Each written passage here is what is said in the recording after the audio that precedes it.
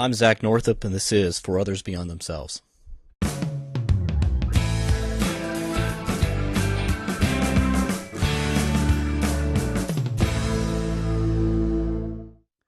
Hello, I'd like to welcome everybody back to the For Others Beyond Themselves series. I've been away for a while, 8 weeks actually, working on a book project, the 2007 Leadership and Equipment Guide. Go to the website and download it, please. But before I took my little hiatus, I did an interview with Lieutenant General Craig McKinley, who is the director of the Air National Guard.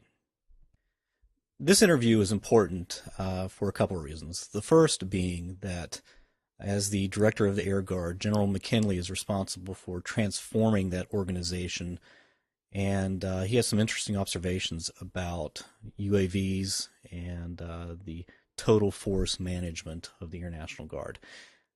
That policy stuff aside, the most interesting aspect of this interview is when he begins to talk about his time in the Pentagon on September 11th.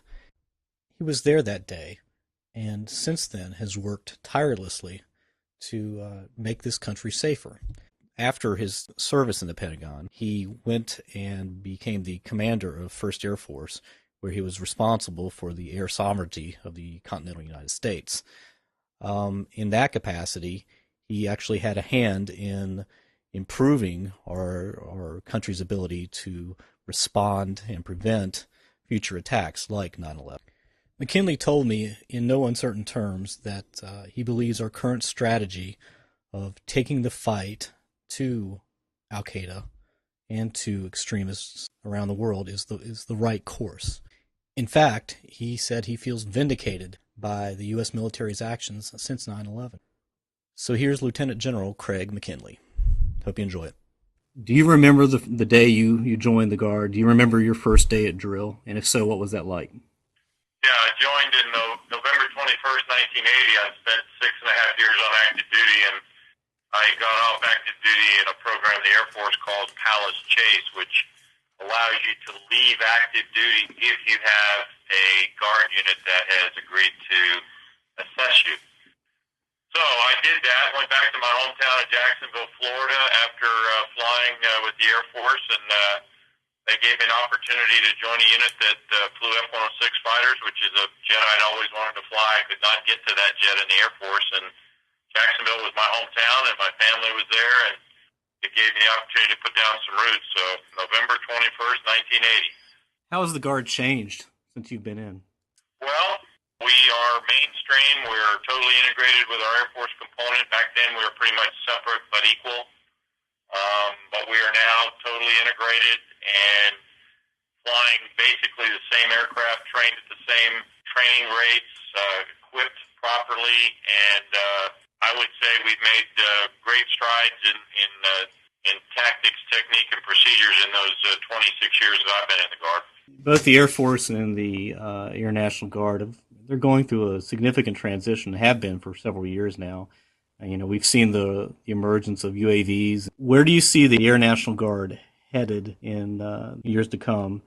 And do you think that will change the culture of the organization? Well, the Air Force is celebrating its 60th birthday this year, so we're the youngest of the services, even though we dated back to World War I and just before in some of the flying units in the Army Air Corps. But we are on the verge of such new technological change and improvement that it's mind-boggling to see the potential application of air and space power, and now cyberspace power, in contributing to the joint environment that we live in. So our units that have been wedded to platforms, and I'm talking about flying platforms for the past 60 years, are now emerging into this new era of information ops in unmanned aerial vehicles, in missions in space, missions in the computer domain, intelligence analysis,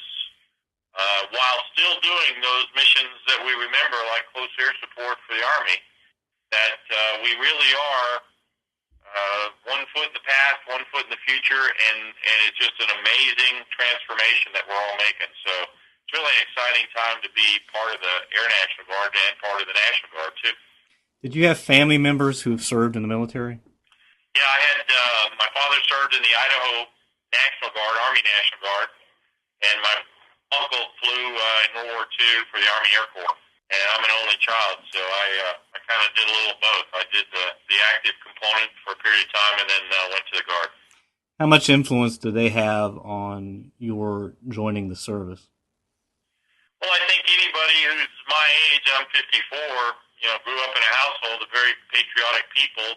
Most of those folks fought in World War II and Korea, and I mean, it was just kind of like it wasn't a burden to me to be part of the military. I actually looked forward to joining. I didn't know I'd make a career out of it, but I think for our family, service to the nation was part of our core fabric of being American. So I think my history is pretty much like everybody else's that grew up in that generation.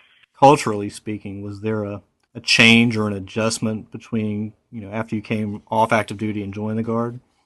How different are the cultures? I went through ROTC in college on a scholarship, and as long as my eyesight and my physical condition didn't change, I was guaranteed a pilot training slot after college. So I had probably the best of all worlds, knowing that I was going to school with a follow-on tour to Air Force Flight School, and I thoroughly enjoyed my 6.5 years of active duty. I mean, I just loved every minute of it, and I would have stayed except for the fact that the Air Force, like the Army and the Navy, are very big organizations, and you don't have much freedom to maneuver through their personnel system. And I really wanted to fly jet fighters. That's what I intended to do when I started flight school, but with the drawdown from Vietnam, we just didn't have the number of fighters in the classes to go fly. So I ended up in the training world. I was an instructor pilot in T-38, which was just a great time because I trained young people, but I couldn't get to where I needed to go. The Guard provided me a path, and I got to fly fighters. In fact, I flew the F-106, the F-15, and the F-16, so I've done everything in my flying career I wanted to do, but you're absolutely right. The culture was totally different, going from a large organization like the Air Force to a very people-oriented National Guard unit in Jacksonville, Florida. I went to the 125th Fighter Wing, and it's a family. I mean, you join another family when you join the Guard, and they treat you like family, and you have great exhilaration, and you have some downtime too, but it's just a wonderful experience. So the cultures were dramatically different. Both served their purpose exceedingly well, but the National Guard was just absolutely the finest military experience I've ever been through. Is there a day you've had in the Guard, a single day or a particular day that stands out in your memory as being the best day of your career?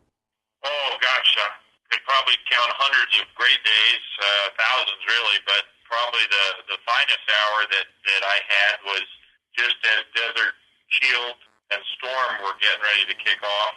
My unit in Florida was asked to backfill an active duty unit in Panama to fly first time with night vision goggles in the F-16 to do drug interdiction work because the active duty units were being called to the Middle East.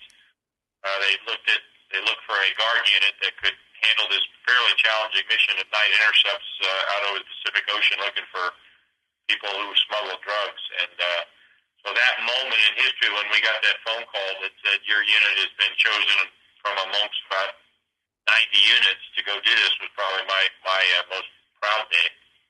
What about the worst day? Well, I was serving in the Pentagon on September 11th, 2001. That was probably the lowest moment in my military life, to see the Pentagon on fire and to evacuate it and not to be able to do anything about it. And I think for most of us who were in the Pentagon that day, it was like being at Pearl Harbor, watching the fleet sink. When you see this great building on fire as bad as it was that day, and to know that someone did that with one of our civilian jetliners, I was a pretty low moment in my life.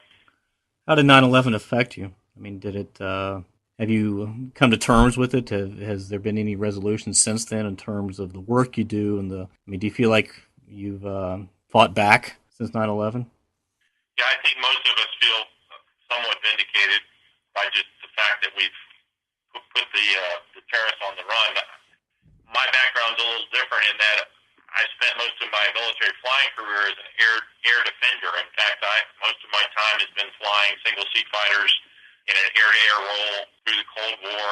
And our job in the Guard was to defend North America from attack from outside. We never dreamed we'd be attacked from within. In fact, there's a phrase that you hear often, that any target that takes off within the confines of the United States is identified friendly by origin, meaning that we never cared about people who took off from an airport in the United States until that day. And to have watched our system trit down to the point where we weren't really capable of mounting a defense that day bothered me, because it was about money, it was about resources, it was after the Cold War was over and we never thought a threat would be there.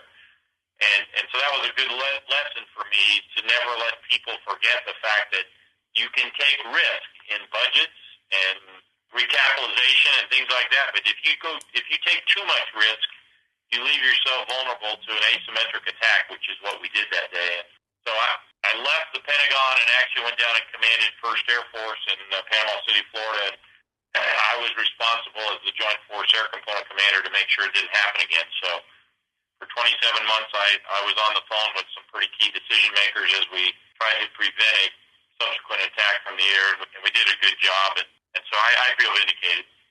For more on this subject, visit our website at www.northupinfo.com. I'm Zach Northup. See you later.